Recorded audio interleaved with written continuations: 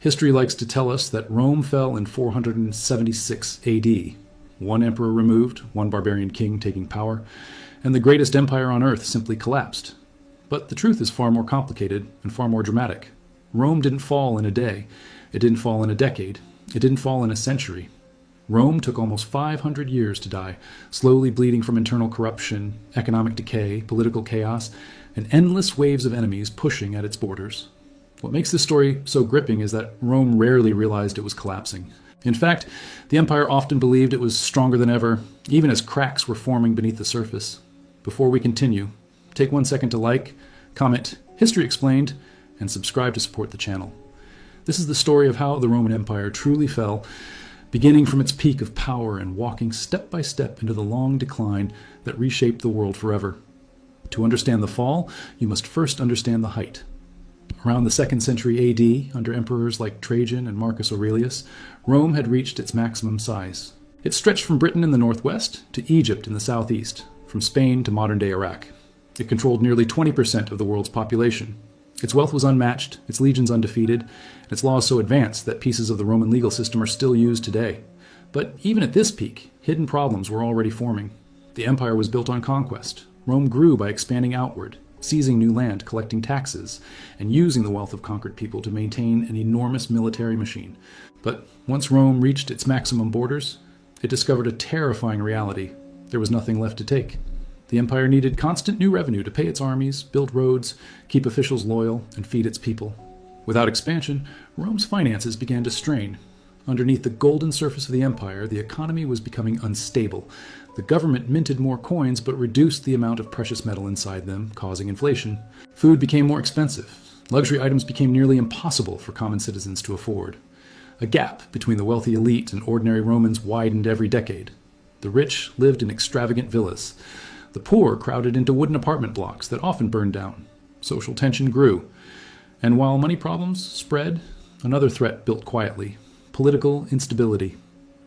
After the death of Emperor Marcus Aurelius in 180 AD, Rome entered a long era of chaos. His son, Commodus, became emperor, a man remembered for cruelty, incompetence, and a dangerous obsession with portraying himself as a gladiator. His assassination set off a chain reaction. Generals fought generals. Politicians betrayed politicians. Over the next century, dozens of emperors rose and fell, some ruling only months before being murdered.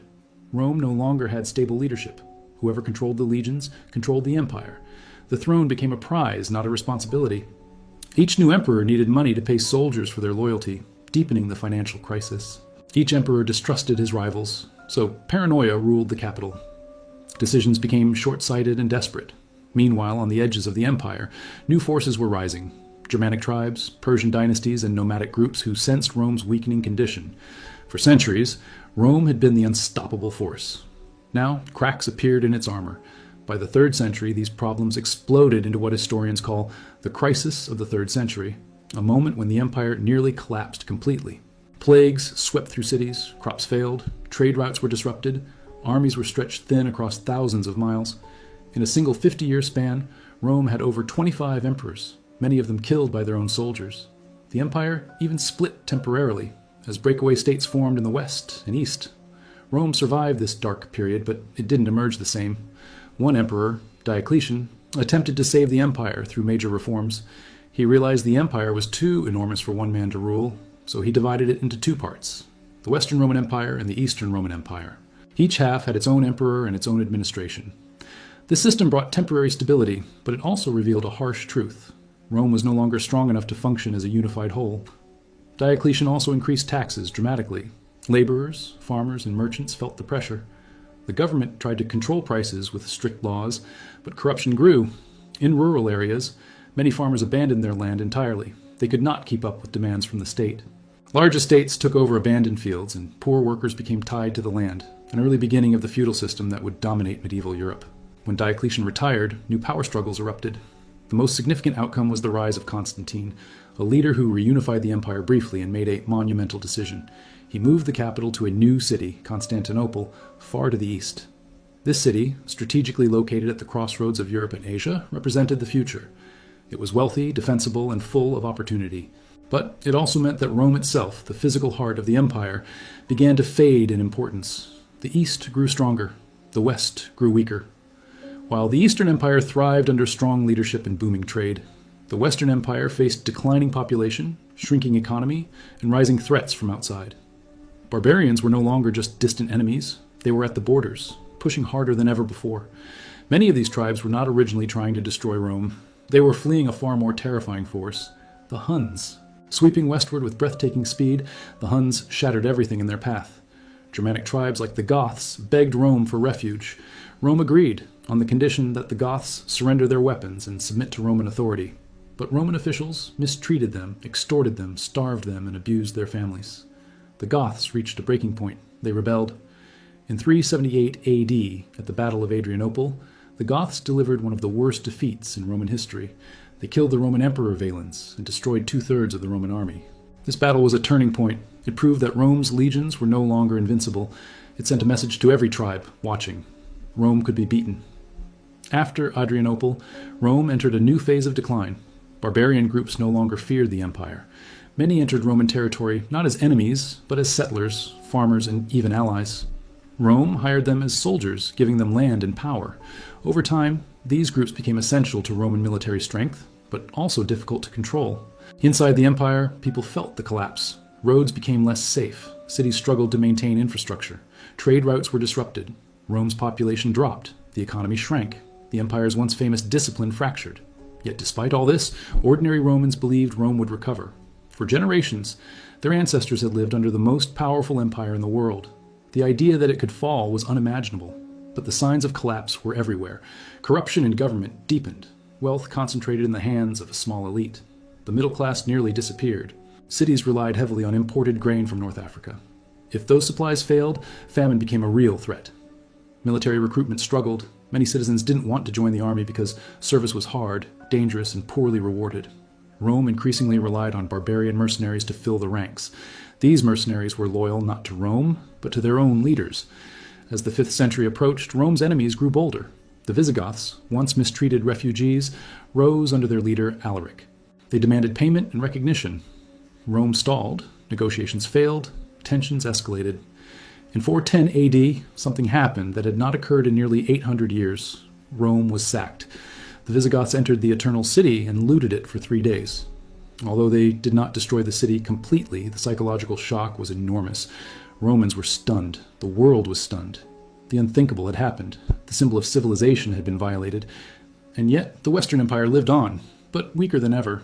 After the sack, the political system fractured. The empire struggled to rebuild cities, restore order, and maintain borders. More tribes pressed in: Vandals, Suebi, Burgundians, Franks, and others, each carving out their own territories from what was once Roman land. The Vandals crossed from Spain into North Africa, seizing the very grain supply Rome depended on. This was catastrophic. Without North African grain, the Western Empire faced starvation and economic collapse, and Rome could do little to stop it. Its armies were stretched too thin, its leadership too divided, its finances too broken. The Western Roman Empire began to look less like a mighty empire and more like a patchwork of territories barely holding together. Even as chaos spread, Romans continued to live their daily lives hopeful that stability would return. But the pillars holding up the empire, economy, military strength, political unity, were cracking beyond repair. And soon, those cracks would become fractures that no one could ignore. The Western Roman Empire entered the 5th century already weakened, but the decades that followed exposed just how fragile it had become. The sack of Rome in 410 AD was not just a symbolic wound, it triggered a deeper unraveling. Territories that once supplied the empire with soldiers, grain, taxes, and stability began slipping away, absorbed by new powers rising from former barbarian groups. And yet, Rome still attempted to act like the center of the world, issuing decrees it no longer had the strength to enforce. In the years after 410 AD, the Western Empire struggled to maintain even basic control over its provinces. Local governors acted independently, some aligned with barbarian leaders for protection. Others tried to enforce Roman law but lacked the troops necessary to back their authority. The Senate in Rome remained a political institution, but its influence dwindled as real power shifted to whoever commanded military force. Britain was one of the first major territories lost. Roman legions stationed there were recalled to defend closer threats, leaving local populations exposed. Without Roman protection, Britain fragmented into smaller kingdoms and warlord territories. The withdrawal was more than a military loss. It was a psychological blow. Rome had held Britain for almost 4 centuries. Losing it signaled that the empire could no longer defend the edges of its world. Meanwhile, in Gaul, modern France, power was fading as well. The Franks and Burgundians expanded their territories, often with little resistance. Roman military commanders attempted to negotiate peace, but diplomacy without force meant nothing. These groups settled deeper into Roman lands, building new identities that blended their own traditions with Roman culture. Cities that once functioned as pillars of Roman governance became centers of hybrid societies, neither fully Roman nor fully barbarian. The Vandals, having seized North Africa, established a powerful kingdom centered in Carthage. This was one of the empire's most devastating losses. North Africa was Rome's breadbasket, providing grain essential for feeding the population and the army. Without it, Rome's economy staggered. Food prices soared. The government struggled to feed its citizens. The Vandal kingdom also controlled crucial Mediterranean trade routes, using piracy and naval strength to pressure Rome even further. In the midst of these territorial losses, the Western Empire's internal politics became increasingly dysfunctional. Emperors rose and fell quickly, many serving as puppets for powerful generals or barbarian kings. The imperial palace was no longer the true source of authority. Real control lay with commanders who could muster armies. Some of these commanders were Roman, but many were of barbarian origin, having risen through the ranks because Rome relied heavily on non-Roman mercenaries. One of the most influential figures of this era was Flavius Aetius, often called the last true Roman. Aetius understood the complex world Rome had become. He had grown up as a hostage among both the Goths and the Huns, learning their languages, customs, and strategies. This experience made him uniquely capable of balancing the shifting alliances that kept the empire alive. Aetius spent years negotiating with barbarian groups, using diplomacy to keep peace where Rome no longer had the strength to enforce it. But even Aetius could not prevent what happened next. The Huns, under the leadership of Attila, emerged as one of the most formidable threats Rome had ever faced. Attila united the nomadic tribes of the Eurasian steppe into a powerful force capable of swift, brutal destruction. His armies moved with incredible speed, ravaging cities and demanding tribute from both the Eastern and Western empires. Entire regions trembled at the sight of Hunnic cavalry on the horizon. At one point, Attila even threatened Rome itself. In 451 AD, the Huns invaded Gaul.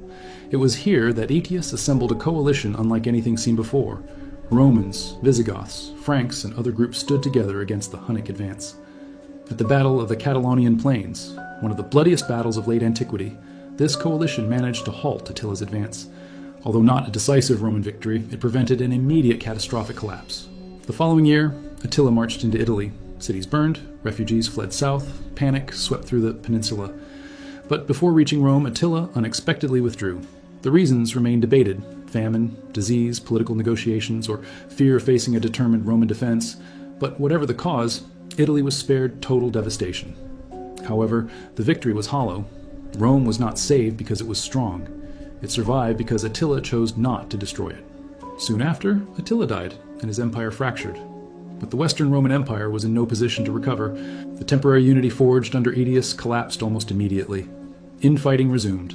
Political rivals, fearing Aetius's growing influence, assassinated him in 454 AD. The emperor who ordered the killing was himself murdered by Aetius's loyal supporters shortly after.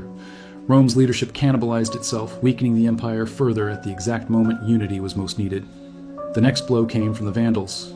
In 455 AD, they sailed across the Mediterranean and launched a massive raid on Rome. Unlike the Visigoths, who had plundered the city but spared many institutions, the Vandals stripped Rome of its treasures with ruthless efficiency. The word vandalism originates from this event. They looted temples, seized valuables, and carried off captives. The raid left Rome humiliated and economically shattered. Many historians consider this event one of the most definitive signals that the Western Empire had lost its ability to protect itself. In the following years, more territories slipped away. The Visigoths solidified control over Spain. The Burgundians and Franks expanded through Gaul. The Suevi carved out their own kingdom. In Italy, political authority grew weaker as emperors were replaced in rapid succession, each with less influence than the last. Much of Italy itself was under the control of powerful generals, many of whom were of barbarian origin. These generals commanded armies composed largely of federated tribes, groups who had been allowed to settle within Roman borders in exchange for military service. But loyalty was fragile.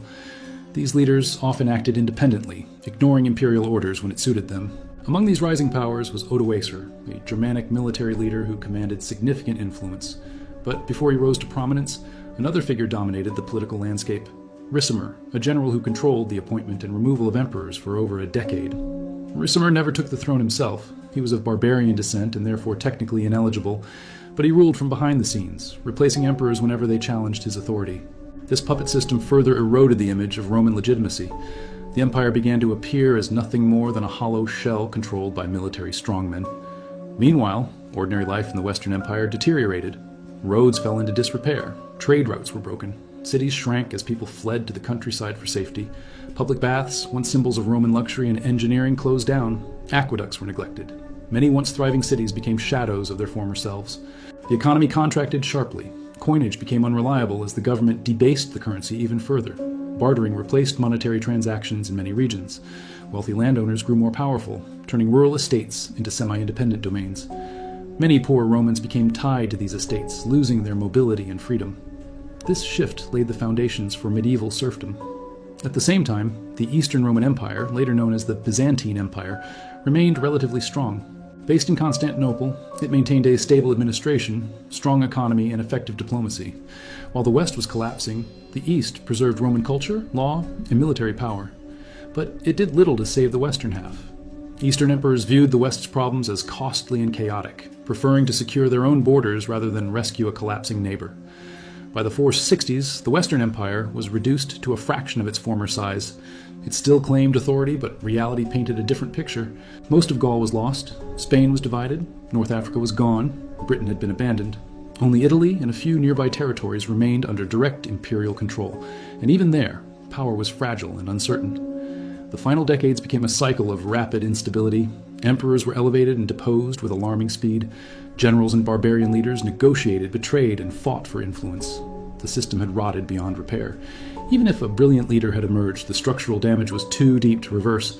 In the midst of this chaos, a young boy named Romulus Augustulus was placed on the throne. He was more a symbol than a ruler, a child emperor propped up by his father, Orestes, who served as the real power behind the throne. The empire had been reduced to such weakness that a teenager could be made emperor without provoking outrage. But the rise of Romulus Augustulus coincided with the rise of another figure, Odoacer. As tensions grew between Orestes and the federated troops he commanded, a revolt broke out. The soldiers, tired of broken promises and poor conditions, sided with Odoacer. The conflict escalated rapidly, turning into a confrontation that would redefine history. Rome, once the unchallenged master of the world, was moments away from facing a final, irreversible turning point. The Western Roman Empire entered its final stage not with a dramatic explosion, but with a quiet, almost inevitable collapse. By the time Odoacer rose to prominence, the empire was a fractured landscape of competing interests, weakened armies, shrinking resources, and political figures who lacked both the authority and the vision to salvage what remained. What had once been the greatest power on earth was now a fragile shell, held together more by tradition than by strength. Orestes, the father of the young emperor Romulus Augustulus, hoped to restore some measure of control, but his decisions deepened the divide between Roman officials and the federated troops who had long served the empire. These soldiers, mostly Germanic, had become the backbone of the Western army. They wanted land in Italy as payment for their loyalty. Orestes refused. This refusal ignited a conflict that would determine the fate of the Western Empire. The federated troops rebelled. Odoacer emerged as their leader, a man respected for his military skill and admired for his ability to command loyalty. The rebellion moved swiftly. Orestes fled to the city of Pavia, hoping to gather support, but Odoacer's forces surrounded the city. After a brief resistance, Orestes was captured and executed. With Orestes gone, the path to Rome lay open. In 476 AD, Odoacer marched into the capital. There was no grand battle, no dramatic siege, no desperate last stand. Rome had been weakened for too long. Its defenses were minimal. Its population had dwindled. Its leaders lacked the power to mount a resistance. Odoacer confronted the young emperor Romulus Augustulus, who was barely a teenager. The boy had no real authority. He was more a symbol than a sovereign. Recognizing this, Odoacer chose not to kill him. Instead, he deposed the young emperor and allowed him to retire quietly, granting him safety and a small pension. With that single act, the Western Roman Empire ended. A line of emperors stretching back centuries, emperors who had conquered nations, built monuments, shaped laws, and dominated the ancient world, was broken. Yet the end was strangely quiet. There were no massive celebrations, no widespread rebellions, no sudden collapse of civilization. Many citizens barely noticed the change. The empire had been failing for generations. Daily life for ordinary Romans had already shifted. The removal of the emperor simply confirmed what many already felt. The world they knew was gone. Odoacer declared himself the ruler of Italy, not as a Roman emperor, but as a king. He sent the imperial regalia to the Eastern Emperor Zeno in Constantinople. symbolically acknowledging that only one Roman emperor remained. Zeno accepted the gesture, officially marking the dissolution of the Western Empire. The Eastern Roman Empire, centered in Constantinople, continued for nearly 1,000 more years. But the western half, the Rome of Caesar and Augustus, of the Colosseum and the legions, was finished. The fall of the Western Empire was not the end of Rome's legacy. In many ways, it was the beginning of a new world. The territories that once formed the Western Empire evolved into the kingdoms that would become modern Europe. Roman laws, language, architecture, engineering, and culture survived through the institutions that emerged after the collapse. The Catholic Church preserved much of Rome's intellectual and administrative traditions. Latin remained the language of education, religion, and government for centuries. The road networks Rome had built continued to connect regions. Roman aqueducts still stood. Roman legal principles influenced future systems of justice. Even the idea of an empire persisted, inspiring rulers like Charlemagne, the Holy Roman Emperors, and later European powers. But while Rome's influence lived on, the fall of the Western Empire reshaped life dramatically. Without the centralized administration that Rome had provided, Europe entered a period of fragmentation. Regions became isolated, trade routes weakened, local warlords claimed authority. The unity that Rome once enforced vanished, replaced by a patchwork of small kingdoms and tribal territories. This era of decentralization contributed to what later historians called the early Middle Ages. The collapse also changed the social structure of Europe. Large landowners gained significant power, transforming rural estates into self-sustaining units that offered protection in exchange for labor. Many people, seeking safety in a world without Roman order, aligned themselves with these estates. Over time, this shifted the economy from a centralized imperial system to a more localized agrarian model. This transformation laid the foundations for feudalism, which would dominate medieval society. The fall of the Western Empire also reshaped military strategies. Without Rome's disciplined legions, warfare in Europe became more fluid, unpredictable, and regionally dependent. Cavalry played a larger role. Local forces defended their own territories rather than following imperial commands. This shift created new military cultures that blended Roman techniques with the strategies of Germanic tribes. Despite the profound changes, one question continues to captivate historians, scholars, and ordinary people. Why did Rome fall? The answer is not simple. Rome collapsed because of a combination of internal weaknesses and external pressures that interacted for centuries. Economic strain, political instability, corruption, population decline, military overstretch, and the constant threat of invasion all played roles. No single event caused Rome's fall. It was the result of a long, slow process that took place over generations. Even as the empire deteriorated, many Romans believed recovery was possible. They had grown up hearing stories of Rome's invincibility. They had witnessed the empire survive crises before. But the structures that once defined Rome, its economy, its military, its political systems, had eroded beyond repair.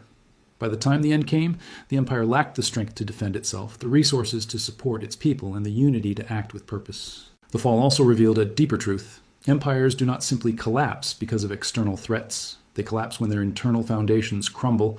Rome's enemies exploited weaknesses that had been present for centuries. The empire's decline began long before the first barbarian crossed its borders. The story of Rome's fall continues to resonate today because it mirrors patterns seen throughout history. Powerful nations rise, reach their peak, grow complacent, face internal problems, and eventually lose their dominance. Rome's fall is not just a historical event. It is a lesson in how societies must evolve, adapt, and reform to survive. After the collapse, life across Europe transformed. Cities that once bustled with activity became quiet. Long-distance trade routes faded. Literacy rates declined as Roman schools disappeared. New languages emerged from the mixture of Latin and Germanic tongues. The cultural landscape shifted as traditions blended and new identities formed. But despite the challenges, Europe did not remain in darkness. Over time, new kingdoms grew stronger, cultures adapted. Innovations emerged. The groundwork laid by Rome, combined with the influence of Germanic tribes, shaped a new world. The Middle Ages eventually gave rise to the Renaissance, a period that revived interest in the art, science, and philosophy of ancient Rome. In the East, the Roman legacy endured even longer. The Eastern Roman Empire, known as the Byzantine Empire, preserved Roman governance, engineering, and culture for nearly a millennium after the fall of the West. Constantinople became a center of wealth, trade, and diplomacy. Its survival ensured that Roman knowledge, law, and tradition were passed on through future generations. The fall of the Western Roman Empire was not a sudden end, but a transformation. It marked the shift from one world to another. The Roman world slowly dissolved, giving way to the medieval era, which would in turn evolve into the modern world. Rome's fall remains one of history's most powerful reminders that no empire, no matter how mighty, is immune to decline. It teaches that strength must be maintained, systems must adapt, and leadership must remain stable. When these elements fail, even the greatest civilizations can crumble. And yet, Rome's legacy still echoes today, in language, law, architecture, government, and culture. Though the empire itself disappeared, its influence continues to shape the modern world in countless ways. The fall of the Western Roman Empire was not the disappearance of Rome, but the beginning of Rome's transformation into something far more enduring. An idea, a foundation, a blueprint for the civilizations that followed. If you enjoyed this historical deep dive, take one moment to like, comment, History Explained, and subscribe to support the channel.